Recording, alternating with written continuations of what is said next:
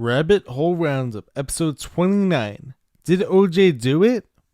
What's happening, guys? In today's new Rabbit Hole Roundup, we're going to be talking about, of course, OJ Simpson died yesterday at the time of filming this video. And I'm going to be exploring a very interesting theory that actually posits the age-old question answer that OJ maybe didn't do it. I'm not sure, but we're going to be diving deeper into that. We're also going to be discussing NBA and MLB betting scandals that have been rocking those leagues. We're going to be talking about this whole bird flu thing that's going on and what the actual purpose behind convincing everyone that all their chickens and birds are sick actually is. We're going to be talking about this idea that America is running out of power, but meanwhile, the government wants all to shift to electric cars. Something doesn't make sense there unless they're doing it on purpose. So without further ado, let's dive right into this rabbit hole. First off, what's happening, guys? Welcome back to the Jared and James channel. I'm Jared Weiss. If you guys didn't know, that must mean you're not subscribed to the channel, so you know what to do. Hit that subscribe button, be sure to leave a like, drop a comment, let me know your thoughts on this video. Follow me on every platform. So to start things off, OJ Simpson was 76 years old and he died yesterday, supposedly of cancer. Now, I have heard some interesting theories going along with all the numerology and gematria, especially because he was 76, and also something else I actually realized recently was that what happened when it came to the whole Super Bowl numbers. As I mentioned, around that time, during one of those Rabbit Hole Roundups, what was the number that everyone was talking about? 13. So you have 49ers, 4 plus 9, 13. You have Carl Weathers dying, 76, 7 plus 6, 13. You have Brock Purdy, number 13. You have Taylor Swift and all the 13 surrounding her, whether it came to her number of albums she'd released, or how many games she'd been to this season. And what jersey was OJ Simpson wearing in his last video prior to his death? A 49ers jersey, 4 plus 9, 13. And how old was he? 76, 7 plus 6, 13. I'm not saying anything was scripted, I'm not saying there was any foul play here, but I'm just asking questions, which is what all of us should be doing. Maybe I'm reaching, but at the very least, hopefully I'm allowing you guys to expand your own minds and encouraging you guys to do so. And did anyone else find it odd how in OJ's last video, he was saying how he was actually feeling really fine and his health was improving and he was going to be back out on the golf course within the next few weeks? My health is good. I mean, obviously I'm dealing with some issues, but hey, I think I'm just about over it and I'll be back on that golf course, hopefully in a couple of weeks. Something doesn't add up totally there. But regardless, as many of us have known for years now, OJ Simpson was acquitted in the famous murder trial of Nicole Brown Simpson, I believe. And for a lot of years, I, along with many other people, have suspected that OJ did it, and the only reason he got acquitted was because his lawyers basically muddied up the case and made it a whole racial thing following the whole Rodney King situation a few years prior. But I did actually hear a very interesting theory as of yesterday talking about how could OJ Simpson actually be innocent and could it have actually been his son who did it? Let's check this out. A private investigator says he has the knife used to kill Nicole Brown Simpson and Ron Goldman. So it says here, one theory has been put forth by a private detective who has followed the case from the start.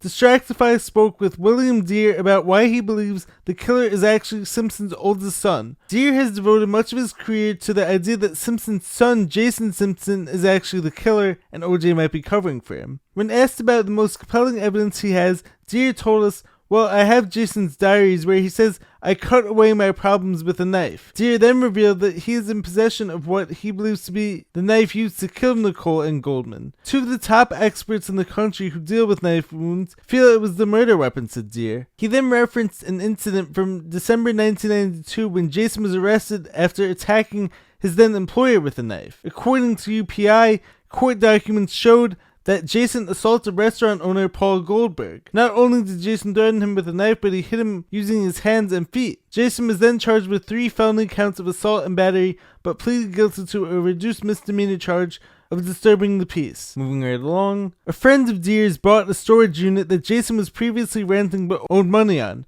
Inside it was several boxes of his things, which included, but is not limited to, the aforementioned diaries, a knife, as well as pictures of Jason wearing a knit cap is similar to one authorities found at the crime scene. In these pictures, Jason is next to his dog. The knit cap at the crime scene had traces of human and canine hair, but it was never tested for DNA. Deere says police have no interest in testing the cap now. Deere's other evidence can be found in his self-published book, OJ is Guilty But Not of Murder, which was released in November 2000. The book touches on Jason's previous diagnosis of intermittent rage disorder, for which he was prescribed Depakote. Jason had also allegedly physically assaulted 2 ex-girlfriends. He, Jason, grabbed me and pinned me down on the bathroom floor. Then he grabbed for my braids. He started whacking off my hair with his chef's knife, says one woman in the book. That same woman told Deer that 2 months before the murders, Jason told her he was no longer taking his medication. And as many of us know, who are in the truth-seeking world, a lot of these antidepressant type medications and all these antipsychotic medications have been correlated with certain violent acts. To use the proper code language here on YouTube, apparently it messed with his head. Deer thinks that Simpson took the blame for his son and spent 2 decades covering up for him. I'm a father to 2 sons, Deer told us. I don't know what I would do. And it goes on further to say Simpson's defense team relied heavily on the shoddy police work of the Los Angeles Police Department. They mishandled evidence, which in turn allowed for a potential contamination. Deer spoke with the nurse who drew Simpson's blood while he was in jail. At the time of the interview, the nurse had been a medical professional for 37 years. He told Deer that Venator insisted on being handed the vial of blood, which was not protocol. Later, the idea of planting Simpson's blood on the scene was suggested by the defense. This wouldn't be out of character for the LA Police Department, who 3 years prior to these murders had brutally beaten Rodney King. That assault was caught on camera, which was the catalyst for the LA riots. Unfortunately, those cops were acquitted, and after the Simpson trial, the Rampart scandal revealed even more corruption in that department. Nothing Deer has said is far-fetched. In fact, one can find themselves seeing where he's coming from. So, I don't know for sure. I mean, could this whole thing just be psyops layered on top of psyops? Layers! But I'm someone who questions everything, and so could this be something where we've all been told our whole lives that OJ did it, but maybe he really didn't do it? Who knows what actually happened? But I did find this to be a very interesting theory, so I just wanted to present that to everyone. Bronco, and we have gotten an identification on the driver of the vehicle. His name is Kramer. Just drive. And furthermore, I actually believe that whether O.J. Simpson is a horrible human being or not, his greatest contribution to humanity was actually found in the movie Capricorn 1. For all my fellow truth seekers, Capricorn 1 was a movie based on faking the moon landing, and it shows a lot of truth on how they did it and how the astronauts beforehand didn't know, but then they were all taken to a room where there was a whole Hollywood set. There was a lot of blackmail involved, and the whole Hollywood set, as many of us know, could have been orchestrated by Stanley Kubrick. Who knows about this? Almost nobody.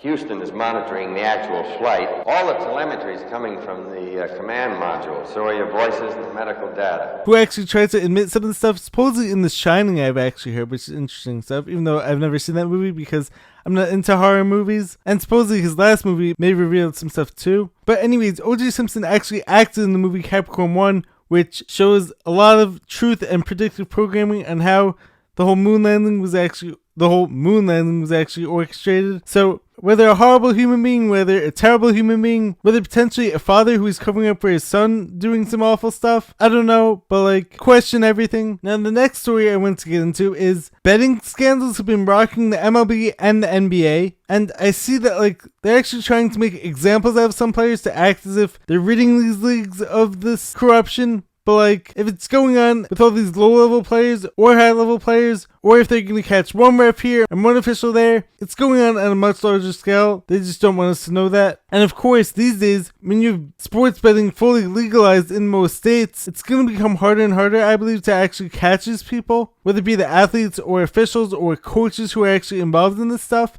And there have actually been probably hundreds or even thousands of betting scandals that have been brought over the years to the FBI, and they've actually been heavily investigated, whether it was the whole Muhammad Ali situation, or whether it was the whole Tim Donaghy situation being one of the NBA refs, or whether it was the hundreds of college sports betting scandals and rigging games that have happened, but only a very small number of them have actually been prosecuted and investigated. Maybe that big? I don't know, maybe like this. Like that? Yeah, like that. Yeah. Anyways, the article reads, "It's cardinal sin. NBA player could face permanent ban, commissioner says." Toronto Raptors forward Jontay Porter is accused of committing a cardinal sin in professional sports and could be facing expulsion from the NBA. On Wednesday, NBA Commissioner Adam Silver gave an update on the investigation into Porter and potential gambling-related activity. ESPN reported last month that the league is looking into multiple instances of betting irregularities involving prop bets over Porter's playing time. "I have an enormous range of discipline available to me, but it's cardinal sin what he's accused of in the NBA, and the ultimate extreme option I have is to ban him from the game. All right, make a show of force. I don't want to have to put the foot down. No, not the foot. Foot is down. The foot is down. That's the level of authority I have here, Silver said Wednesday at a press conference. Because there's nothing more serious, I think, around the league when it comes to gambling and betting on our games, and that is a direct player involvement, Silver said. The investigation centers around games on January 26th and March 30th, where Porter played briefly before leaving the game. As first reported by ESPN, the games were 2 instances where betting the under on Porter's production resulted in unusual winnings. Per ESPN, the under on Porter's 3-point attempts was the top money winner among NBA prop bets for the January 26th game. Meanwhile, prop bets on Porter on March 30th were the number one moneymaker from the night in the NBA. So now, keep in mind, Porter is only in the second NBA season and has appeared in 26 games this year. The power forward out of Missouri has averaged 4.4 points, 2.3 assists, and 3.2 rebounds per game. So this guy isn't one of these high-level players. So the NBA is, of course, going to try to make an example out of this guy because this guy isn't making the league money and he's not providing the league with any star power. So I can definitely see them getting rid of this guy from the NBA, but then who knows how far this actually goes? Who knows whether or not there actually are some big name players who are actually betting on games? I mean, think about this. Last year you had Maverick Carter, who's best friends with LeBron James, told investigators that he placed around 20 bets on football and basketball games over a 1-year span with individual bets ranging from $5,000 to $10,000. And he used an illegal bookie to do so, to bet on the NBA. Now, if we don't think that this type of stuff is going on at the higher level, we're just being ignorant and we're not asking enough questions.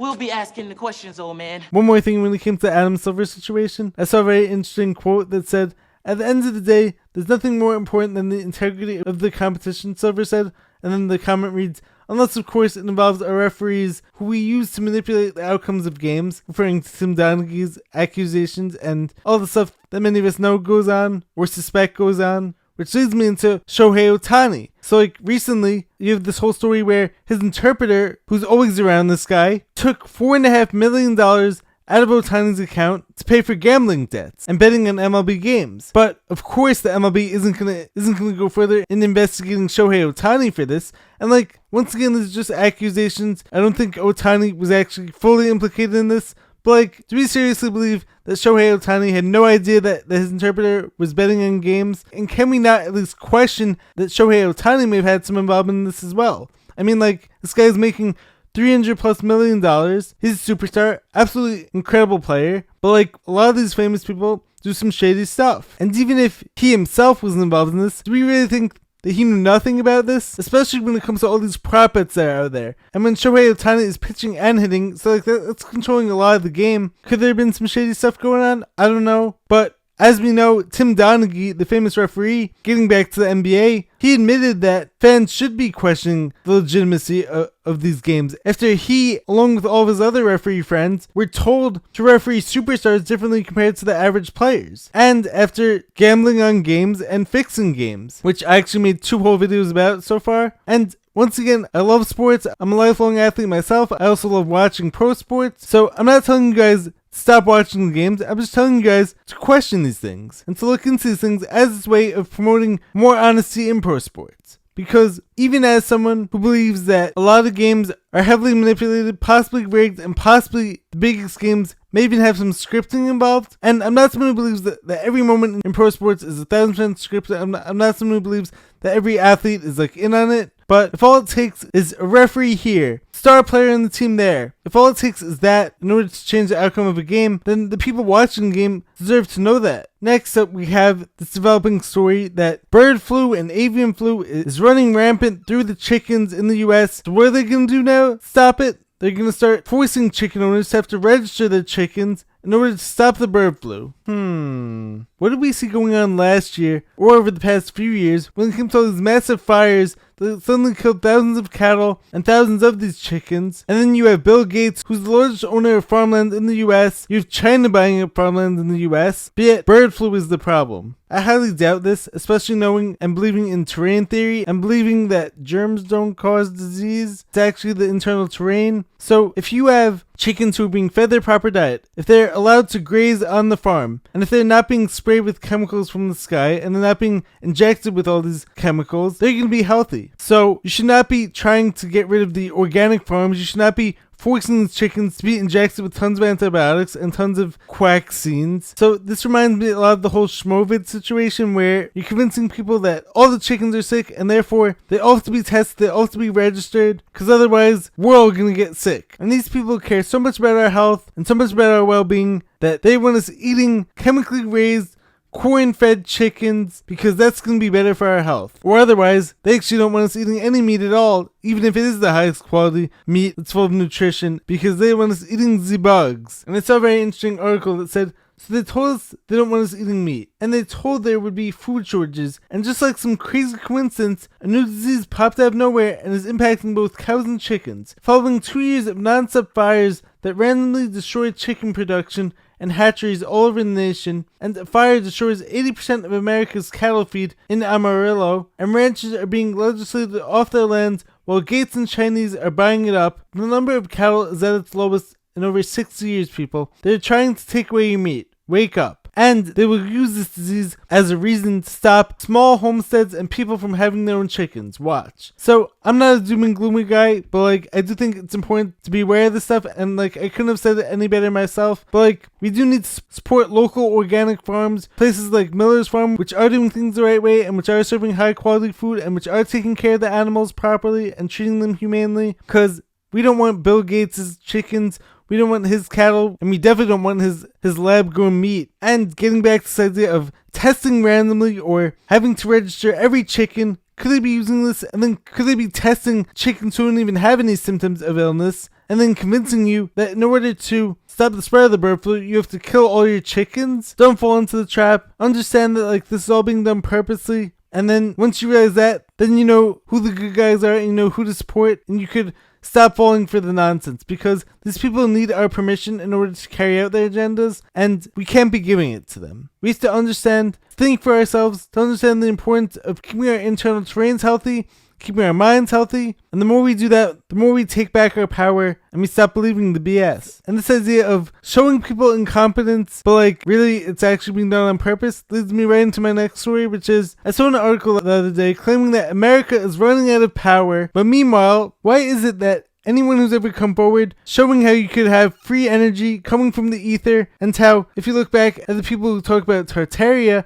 and how you have all these buildings with these massive antennas on top, at these cathedrals, and all these spiritual places, they were harnessing the power of the earth to create free energy. But anyone who's ever shown that in recent years has been off. And meanwhile, while they're telling us that America is running out of power, they're also trying to convince us that we all need to be driving electric cars, and that even though the grid can't handle it, and even though California has already told us they can't handle it, it must be done in order to save the planet and save the environment. Guys, it's clearly demoralization, it's not incompetence, and once you realize this, you can stop getting so mad at them, and you can stop letting them jack your spiritual energy, jacking your loosh, as Sam Tripoli calls it, and you can stop getting so outraged, because that's actually what these people feed off of. So laugh at it, call it out for what it is, have fun with it as I do, and find alternative ways out of that system, and support other people who are promoting good things. Support local farms, support content creators who are putting out a positive message and who are trying to help people, as opposed to the mainstream news nonsense, and as opposed to the big pharma and big food suppliers and big agriculture who are just doing whatever they're told in this effort to not get taken down. Guys, I have 2 more stories for today. So first off, I heard something interesting the other day. So I never actually watched the movie Leave the World Behind, but I did hear all of the reviews on it from all my Truth Seeker friends and all my Truther content creators. And what happened in that movie that was similar to what happened recently, you had the bridge collapse. And what happened just a few weeks ago with the whole Baltimore Bridge, and how a lot of things in that story don't add up, with how the lights kept turning off and how this bridge just collapsed immediately. I mean, how could it not withstand any force from a boat? I mean, isn't that like the way that these things are actually built is to withstand force? But as we know with the whole tower situation, those were actually supposed to be made to handle the force from a plane, but there's a lot more to the story, and there may have been something else going on there, and the reason why those towers fell. But anyways, getting back to the whole leave the world behind, and how they quote-unquote predicted or planned a bridge collapsing, and how they predicted or planned the grid going down, because they want us to act out these agendas for them, or to manifest their dystopia for them. Coincidence? I think not! But like, when it came to the eclipse the other day, a lot of people, a lot of truther, anti-truther people, if that makes sense, have been saying that, oh, the eclipse came and went and nothing happened, so therefore it was completely just like a fear-mongering agenda, and we shouldn't have even spoken about it or anything like that. And don't get me wrong, I'm someone who's 100% an eternal optimist. I'm not a doom and gloomer guy, but I do think it is important to keep our eyes open and to be aware of everything, which is why I'm never going to put someone down who's asking questions, or someone who is telling us what's going on. Because when do any of these events happen right away? I mean, just because nothing crazy happened right after the eclipse doesn't mean like they're not planning anything crazy. So like, it's important to keep your eyes open. It's important to stay spiritually grounded, and it's important not to give up all your energy to the evil, fear-mongering, and to the loose jackers and people quote-unquote in power. But we do want to be aware of it, and we do want to ask questions, and we do want to look into all this predictive programming, because if we stop looking into any of it, and these people still carry out these agendas, then we're ultimately going to end up being shocked when these things happen. As opposed to staying ready so this way you don't have to get ready, if that makes sense. And the final story I wanted to cover in this week's episode is actually a more fun one. So for any of you who are up to date in the whole rap game, you saw like this past week you had Kendrick Lamar going at J. Cole, and then J. Cole firing back a rap at Kendrick Lamar. But then J. Cole, a few days later, actually apologized to Kendrick for the whole situation, and like he basically said how he's a huge fan of Kendrick and he doesn't want to start any rap beef, because often what ends up happening when it comes to the whole rap beef is you end up with violence, you end up with encouraging this whole bloodshed. But having said that, so like, I totally respect J. Cole for coming forward and showing this emotional maturity and showing this spiritual maturity, because he even said how he felt horrible after doing this, and so he had to stop putting forth this energy towards fighting in the rap game and had to put more energy back into his own peace, because he respects and values his peace more than he respects the bloodshed between the rap game. And once again, as I'm always saying, when it comes to most of these Hollywood celebrities, famous musicians, and people who are at the top of Hollywood and the top of the music industry and all that stuff, I don't trust any of these people as good people, and I'm skeptical of all of them and whether or not they're in secret societies and whatnot. But I'm also not someone who's going to be like, oh, just because they're all in on it and they're all part of it doesn't mean like we can't talk about it, and doesn't mean that like we can't learn anything from these people, because there is light and dark within everyone, and so even in the worst of people, we can still learn something from them. So getting back to J. Cole and Kendrick Lamar, now being someone who still does want to see some good rap music put out, I do think that back in 2013, I'm pretty sure, was when Kendrick Lamar first went at every rapper in the song Control, which is actually one of the best rap battle type songs I've ever heard. The lyrics in that song go hard, and he called out everyone. And so I think that doing that actually raised the level of the rap game, and actually made all these other rappers put out their best stuff shortly after that. So I do like the idea of competition, and I do like the idea of trying to raise the game and trying to raise other standards. But there also is something to be said for respecting J. Cole for backing out of the drama and for backing out of the fighting in this effort to maintain his peace and to maintain peace within the community. Inner peace.